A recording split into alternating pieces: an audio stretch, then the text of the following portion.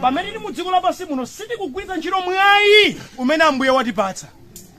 Mulina wakazi bwinobwino mkazi olimbikira koma kuti hayi ine zoyenda yayi akhoza makuthandiza ni business koma inu ayi ndithu uzikhala pa komunizite kupeza uyera kumene ufuna ndana akurengesa ndana sanje ndimene kufunikana sanje ndithu ndimani ndikuwuzana zibambo nonse ngati mukufuna kuchita bwino lola na akazi yanu sazitakataka uhule ndi mtima ichi mudziwo.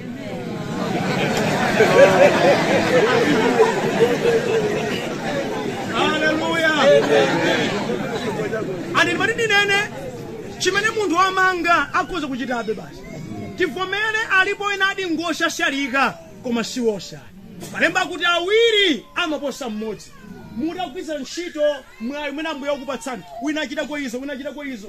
Zonsezo nkubwera pamodzi zikuthandizana. Moyo wanu ukhala moyo wabwino. Mukamapembedza Mulungu zili zokoma. Andi mukachotsapo uchimo ndikuyirapo mzimu wa Ambuye zikhala bwino. Ndigwizana ndi abambo wena amene adaziona apo foti azimayi enaso amataka pazaka ndalama amakhala ndi moyo oyipa kumbizeti moyo onyasa kopasi oba mukuba pamuna pano mpaka athu perere mpaka amakusiya ndi akusiyanso ndi ati peperereni ndema zozenzekazo kasikitsani mtima pansi kuti Ambuye akuthandizeni. Amen.